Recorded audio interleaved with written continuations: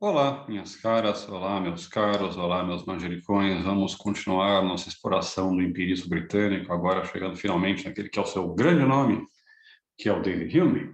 Bom, o nosso amigo David Hume, tá?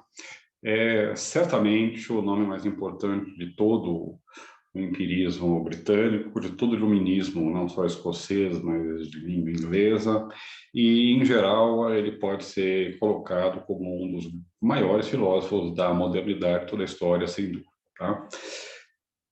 Já adianto para vocês também, né, que esse juízo é muito mais comum e aceitável no mundo de fala de língua inglesa, né? No mundo da filosofia anglo-saxônica, né? Estados Unidos, Inglaterra, Austrália e assim por diante, né? Em outras tradições filosóficas, o papel dado ao Hume não é tão predominante, né? Mas a tradição britânica, anglo-saxônica, como vocês queiram chamar, tá? Que depois vai dar na filosofia analítica, né? Hume é o filósofo, né, do mesmo jeito que o Aristóteles era o filósofo para os medievais. Né? A gente tem que partir de Hume e pensar com Hume ou contra Hume, mas não sem ele. Tá?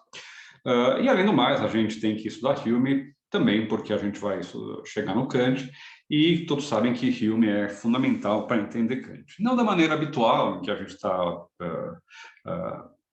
que a gente costuma compreender isso, tá? De um jeito um pouco diferente, mas é fato de que o problema colocado pelo Hume é um dos problemas que é respondido na crítica da razão pura, que é o problema da conexão entre os nossos pensamentos e a realidade, em casos particulares, como o caso a relação de causa e efeito, mas em geral o que sai, digamos assim, da filosofia do Hume é o problema de como pensamento conceitual jamais é capaz de provar a existência real das coisas, que é um problema central na crítica da razão pura. Bom, mas o fato, então, é que Hume, os problemas colocados pelo Hume são inescapáveis na história da filosofia, e é por isso, então, que a gente vai ler um pouco o texto do Hume. Além disso, Hume tem um texto que é, dentre os filósofos, um texto muito agradável, tá? Assim, eu acho que a gente leu tanto Bacon, quanto Descartes, quanto os filósofos que a gente vem lendo até agora, tirando, a gente vai ver alguns trechos do Wolff mais para frente, que não escreve bem, mas em geral, os filósofos que a gente tem visto são grandes escritores também, e o Hume não é uma exceção, né?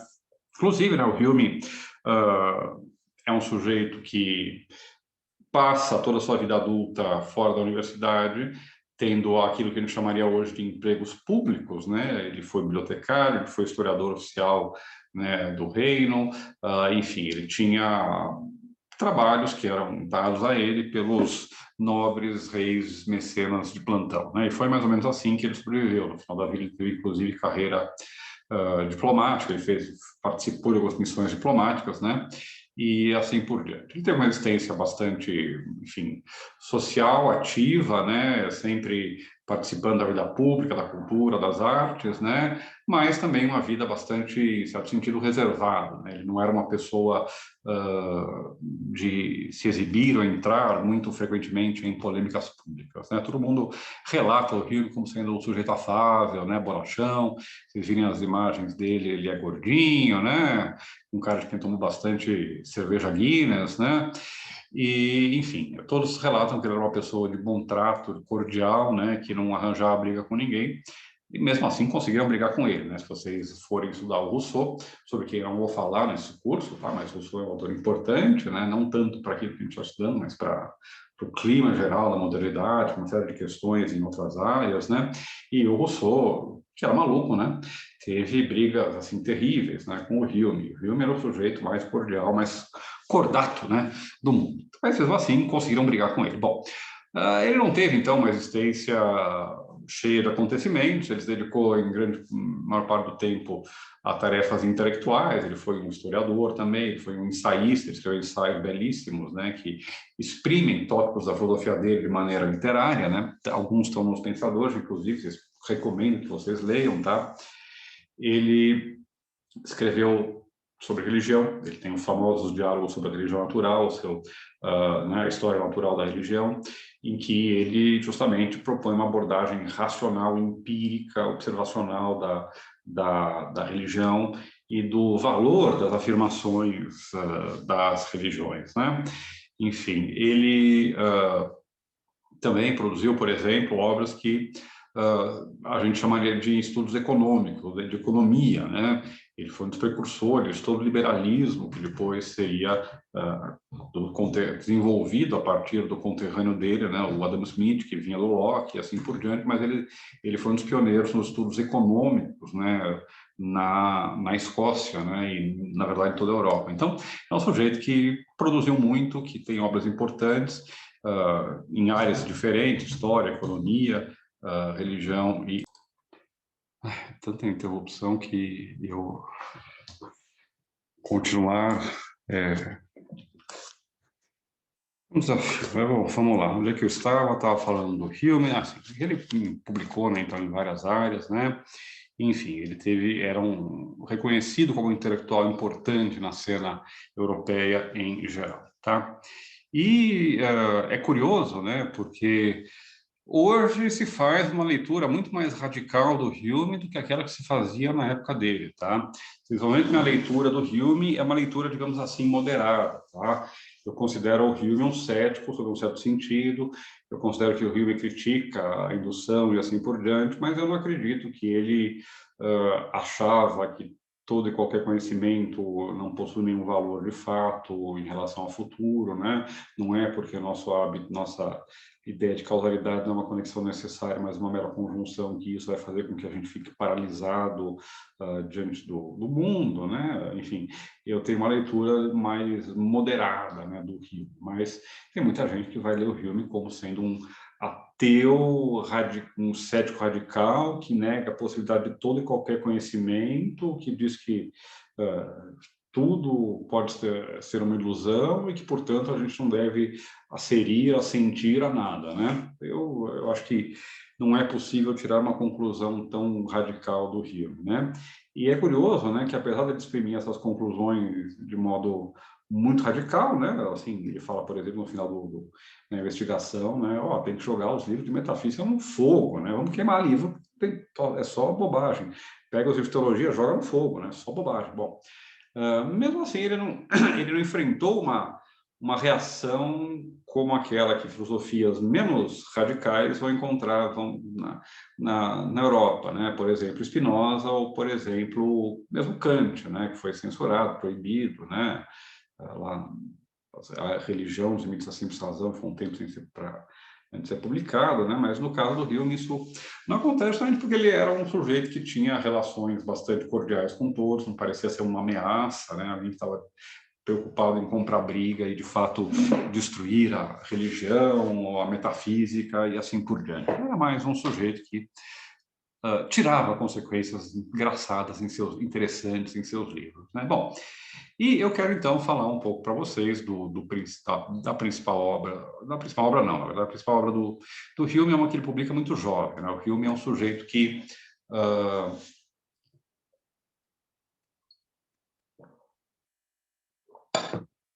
é a exceção da regra de que não há figuras precoces em filosofia. A filosofia, por ser um trabalho histórico, cumulativo, né, ele exige um certo conhecimento e as pessoas muitas vezes florescem em filosofia relativamente tarde, né? O Kant é um caso paradigmático, publica crítica só com 62 anos, é sua grande obra, né? No caso do Hume, não. Ele escreve com 18 anos um calhamaço chamado Tratado da Natureza Humana, que é um fracasso, né? Assim, ele fala que o livro foi um aborto, né? Foi um natimorto, que ninguém deu bola para o livro, ninguém sequer folheou o livro, né? Ninguém leu nada, e era um livro ambicioso, era um tratado, justamente, né? Um moleque de 18 anos escreve um tratado da natureza humana, que ele vai então propor uma completa mudança na compreensão daquilo que é a ciência do homem, né? E a ciência do homem não é uma antropologia, né? Como nome de disciplina, né? Mas é justamente a filosofia em geral que se torna uma ciência da natureza humana. A investigação filosófica é, no fundo, uma investigação sobre o que é esse ser humano, o que é esse ser que é o ser humano, tá certo? E vejam, assim, quais são os elementos centrais da resposta do Hume, tá? Primeiro, O ser humano é um ser que é caracterizado por dois elementos, o seu entendimento e a sua vontade, ou seja, a sua reflexão, seu pensamento e as suas paixões, é aquilo que ele padece. E, contrariamente ao que a maior parte dos modernos vai dizer, o Hume vai insistir muito no fato de que as paixões nos guiam corretamente, tá? E que a gente deve segui-las. E por quê? Isso tem a ver com uma coisa que a gente pode chamar de psicologia moral britânica, né? Que é uma série de crenças ou de princípios que estão presentes de modo mais ou menos consistentes em uma grande gama de autores, desde o Hobbes até o começo do século XX, tá?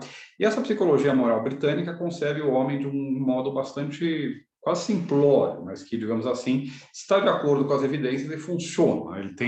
Ele fornece um ganho, que é você conceber o homem como sendo basicamente um sujeito que é capaz de sentir, de pensar, mas de sentir também, ou seja, um sujeito que entra em relações com aquilo que está em sua volta, e nessas relações ele encontra coisas que o agradam e coisas que o desagradam, coisas que lhe causam prazer e coisas que lhe causam dor. E aquilo que move os seres humanos é basicamente você procurar evitar a dor e tentar buscar o prazer, maximizar o prazer. Nós somos movidos basicamente a isso. O homem nada mais é do que um ser senciente e sensível que é capaz que busca evitar a dor e buscar o prazer, buscar a ausência de dor, o estado e as experiências, sensações que não são prazerosas, tá?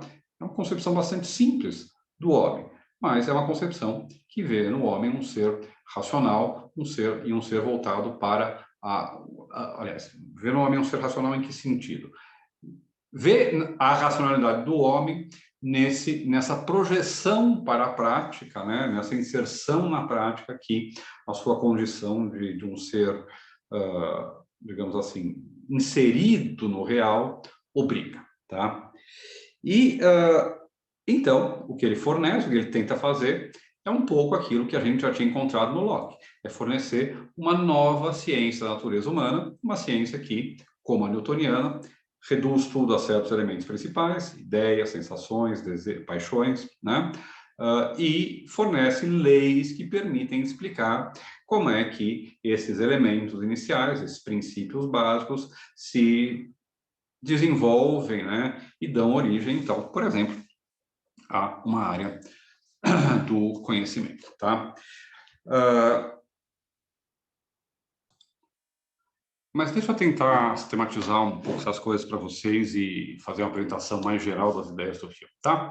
Quais são as datas do filme? 1711, comecinho do século XVIII, 1776. Então, vocês vejam que, durante um período, ele é quase um contemporâneo do Kant, né? O Kant nasce em 1724, o filme nasce nem 15 anos antes, e embora ele vai viver menos que o Kant, né?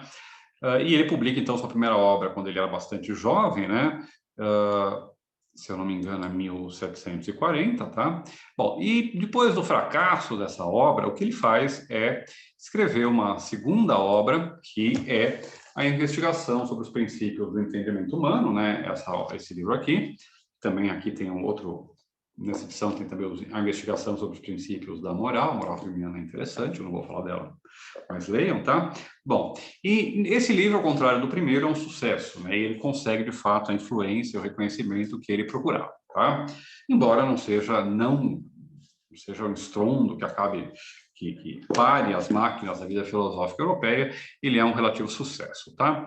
E ele, então, condensa, né, várias ideias do tratado. A segunda parte do tratado, que tem a ver com as paixões, justamente com a parte prática, ele vai deixar para uma outra obra, que é essa que está publicada aqui junto, né? E ele vai se concentrar, então, na investigação, como o próprio nome diz, sobre o entendimento humano, sobre o conhecimento humano, né? Sobre o problema provavelmente epistemológico, tá? E se vocês olharem o livro, tá? Ele tem, se não me engano, tem 12 sessões, né? E vejam, é fácil entender qual é a estrutura do livro. Primeiro, ele fala das diferentes espécies de filosofia. Como começa o livro, separando entre dois tipos de filosofia, a dele e a dos outros, tá? Depois, ele tem 2 livros dedicados às ideias, né? Sobre a origem das ideias, sobre associações de ideias. Vocês se lembram que a gente tinha algo semelhante lá no Locke, né? O primeiro livro era dedicado às críticas das ideias inatas. Segundo livro dedicado à origem das ideias e às leis que regem suas associações. Os capítulos 4 e 5, dúvida cética sobre as operações de entendimento e solução cética dessas dúvidas, são dedicados a uma crítica do princípio de causalidade, da ideia de relação, de conexão necessária entre causa e efeito. Tá? Como a gente formula o que ele está criticando depende de como a gente lê o texto. Ele está criticando a relação de causa e efeito, a conexão necessária entre causa e efeito, o princípio de causalidade, são todas leituras um pouco diferentes uma da outra. Tá? E aí, na seção 6 e 7, ele se trata do conhecimento, primeiro da probabilidade, depois da ideia de conexão necessária, 8, da liberdade e necessidade, 9, da razão dos animais, 10, uma crítica dos milagres, 11, uma crítica da ideia de providência, e, finalmente, 12, uma crítica da filosofia acadêmica no sentido de universitária, né, escolástica, e um elogio da outra filosofia acadêmica, da academia, né, de Platão, depois Pirro, Arcesilau, enfim, dos céticos acadêmicos, né, Cícero e assim por diante, né, um elogio do ceticismo, tá? Então, basicamente, assim, tirando alguns apartes, né, como o capítulo sobre os milagres, que é interessantíssimo, por exemplo, mas a ideia é origem das ideias, tratamento da sensação da origem das ideias, começo do livro, depois natureza e limites do conhecimento humano, crítica da teoria da causalidade, crítica da indução, e então valor do ceticismo. Tá? Esse é o esquemão, o esqueletão do livro, tá certo? E aí, quais são as teses que a gente vai encontrar nesse livro? Tá? Vamos começar com a separação entre ideias. Ele vai distinguir entre ideias e impressões. Ideias são vivas, fortes, presentes na mente, e impressões são vivas, fortes, presentes na mente, enquanto ideias são fracas, são uma cópia, para a gente se lembrar, e assim por diante. Tá? Vamos ver isso no texto daqui a pouco.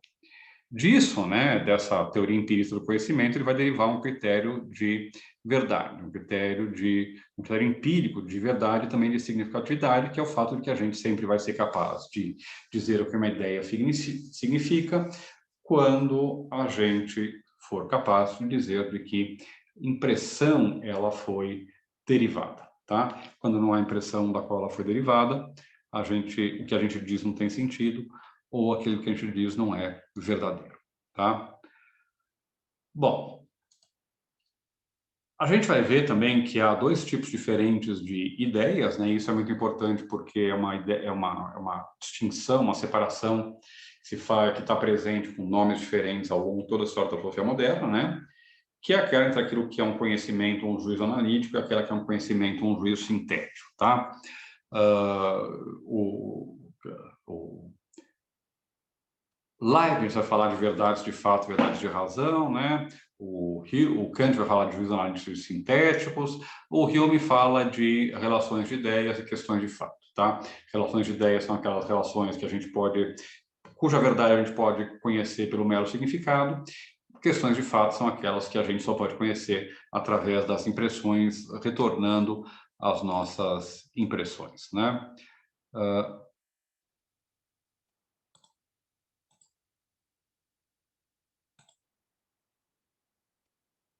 Mas vamos fazer o seguinte, ao invés de eu ficar apresentando, né, o texto do Hume, deixem-me ler o texto, pelo menos alguns trechos com vocês, né? Eu vou, na verdade, antes de ler o texto, vou fazer uma aula só para ler o texto, mas eu quero só terminar essa apresentação breve do Hume com o seu primeiro capítulo, no qual ele distingue 2 espécies de filosofia, porque eu quero chamar atenção para algumas coisas que aparecem aí. Ele começa, né, dizendo, deixa eu achar o texto do projeto aqui para vocês, tá? Pauzinho. Eu não estou achando agora, eu vou ler rapidinho, depois, quando a gente for ler o texto direto, eu coloco aí para vocês. Não vou demorar muito tempo aqui para achar o texto. Meu computador não está achando meu drive, então Vamos ver se daqui a pouco eu resolvo isso. Se eu não resolver, eu baixo no outro. Bom, vamos lá. A filosofia moral, ou ciência da natureza humana, pode ser tratada de duas maneiras diferentes, cada uma delas possuidora de um método peculiar e capaz de contribuir para o entretenimento, instrução e reforma da humanidade. Tá? Filosofia moral ou ciência da natureza humana. Por que filosofia moral? Tá? Bom, Hume é um iluminista. Para os iluministas, o conhecimento filosófico tem, antes de tudo, uma finalidade prática, uma ideia que a gente vai ver ressurgir, aparecer de modo muito claro, por exemplo, em toda a Aufklärung alemã, no Wolff, no Thomasius, e assim por diante. Né? A finalidade do conhecimento não é a mera contemplação de Deus, da beleza, da verdade, da justiça, mas é prática, aplicar isso à melhoria das condições de existência do homem e em sociedade, tá? E ele vai, então, dizer que que a gente pode considerar o homem, o que essas duas filosofias consideram o homem de dois modos diferentes. A primeira, né, na seção 1, livro 1, seção 1, vocês abrem o tratado, a investigação, vocês vão achar, né? A primeira considera o homem principalmente como nascido para a ação e como influenciado pelas suas atitudes, pelo gosto e pelo sentimento, perseguindo um objeto evitando o outro, de acordo com o valor que esses objetos parecem possuir e segundo a perspectiva em que se apresentam. Tá? Isso aqui não é simplesmente a apresentação de um certo tipo de filosofia. É uma espécie de resumo do modo como Hume compreende a filosofia e também a apresentação de alguns elementos fundamentais da sua própria filosofia. Né? Lembre-se, aquela psicologia moral britânica. Ó, influenciar suas atitudes pelo gosto, pelo sentimento, perseguindo um objeto, evitando o outro. O gosto e o sentimento falam para a gente o que a gente quer e o que a gente não quer, e é isso que a gente persegue. Né? Nosso conhecimento do mundo é um conhecimento concreto que se dá em uma situação determinada, né? Vejam, o valor que esses objetos parecem possuir, segundo a perspectiva em que se apresentam. O homem é concebido como sendo nascido para a ação, tá? E essa é a concepção típica do homem no iluminismo, tá? O homem não é mais meramente um animal racional voltado para a contemplação, e a contemplação, a vida contemplativa não é mais o ideal a ser atingido pelo filósofo, mas antes o ideal a ser atingido pelo filósofo é uma realização, um florescimento da vida civil, da vida do filósofo em sociedade, no meio dos seus, promovendo o bem-estar e a felicidade, não só de si mesmo, mas de todos. Tá? Ideias tipicamente iluministas, crença no progresso, crença no avanço da sociedade, na possibilidade da sua melhoria, e assim por diante. Ao contrário, vejam só, parágrafo 2, filósofos da segunda espécie veem no homem antes um ser dotado de razão que um ser ativo, e dirigem seus esforços mais à formação do seu entendimento do que ao cultivo de seus costumes. Aqui ele se refere, obviamente, à filosofia aristotélica, escolástica e assim por diante, mas também a filosofia de outros autores, seus contemporâneos, né? Bom, ele vai dizer que a primeira filosofia parece ser mais simples e acessível, a segunda parece ser mais exata e abstrusa, tá? E ele vai apresentar também nesse primeiro momento do texto uma distinção importante, uma ideia importante que também é típica dos ingleses, que é a ideia de senso comum, tá? O common sense, que não é simplesmente digamos assim, aquilo que todos acreditam, né? Mas, digamos, a razoabilidade, a capacidade que todo homem tem de agir racionalmente e de refletir racionalmente sobre os elementos da sua vida, né? E esse senso comum, muitas vezes, é o melhor guia que a gente pode ter, muito mais do que as filosofias abstrusas, inacessíveis dessas pessoas que escrevem coisas voltadas, né, para a mera contemplação, né? E não para a ação. Isso fica muito claro, por exemplo, no parágrafo 6, tá? Em que ele começa dizendo o seguinte: o homem é um ser racional e, como tal, recebe da ciência seu adequado alimento e nutrição. Agora vejam só. Tão estreitos, porém, são os limites do entendimento humano que pouca satisfação pode ser esperada nesse particular, tanto no tocante à extensão quanto à confiabilidade de suas aquisições. Tá? Então, a gente vê aqui que a gente tem, de fato, coisa que a gente não tem ainda com o Locke, ou com o Hobbes, ou com quem quer que seja, uma rejeição clara de toda a impostação, de toda a abordagem cartesiana, de todo o modo cartesiano de conceber a filosofia e conceber o conhecimento humano, inclusive com a rejeição de qualquer imitação do modelo matemático, né? E a gente tem, então, uma crítica do conhecimento e a afirmação da limitação do conhecimento, né? A gente não pode conhecer tudo, né? Nem todo o real é racional, nem todo o real pode ser conhecido através de ideias claras e distintas, ou o que quer que seja. Existem limites para o conhecimento humano. Somos criaturas imperfeitas e o nosso conhecimento também é limitado por essa imperfeição, né? E vejam só, o final desse parágrafo. Eu vou ler porque isso é importante para vocês entenderem, né, esse aspecto iluminista, né, do esclarecimento da filosofia do Hume. Ele fala: satisfaz tua paixão pela ciência, mas cuida de que ela seja uma ciência humana com direta relevância para a prática e a vida social. Parece, né, diretriz curricular da educação no Brasil, né? Formação para a cidadania, né? E assim por diante. Bom, mesma coisa, né? Relevância para a prática e vida social, tá? Profissionalização e cidadania, ok. Ser um filósofo, mas no meio de toda a tua filosofia, não deixes de ser um homem, tá? Então, é mais importante ser um homem do que ser um filósofo, tá? Outra coisa importante que aparece aí no comecinho da investigação é a crítica da metafísica, né? E ele vai, por exemplo, comparar a metafísica às superstições, né? As fraquezas do espírito humano, né? Então, para se livrar dessa filosofia, e qual é a crítica que ele faz? A crítica que ele faz é a mesma que a gente encontra em vários outros autores, a ideia de que as escolas filosóficas debatem, discutem entre si, sem jamais chegar à verdade. Essa crítica começa lá no parágrafo 11, vai pelo parágrafo 12, né? No 12, por exemplo, ele fala o seguinte: o único método de livrar a instrução definitivamente dessas recônditas questões é investigar seriamente a natureza do entendimento humano e mostrar, com base em uma análise exata de seus poderes e capacidades, que ele não está, de modo algum, apto a tratar de assuntos tão remotos e abstrusos, né? A gente não pode conhecer verdades metafísicas, elas estão além, acima do conhecimento, né? Bom, tá bom? Então fica por aqui. A aula que vem já vamos entrar no texto e vamos ler, então, o capítulo sobre a origem das ideias, sobre as dúvidas céticas e assim por diante, tá? Tchau, tchau, meus caros. Tchau, tchau, minhas caras. Adeus, meus tomilhos. Até nosso próximo encontro, né? Continuando com o Hume.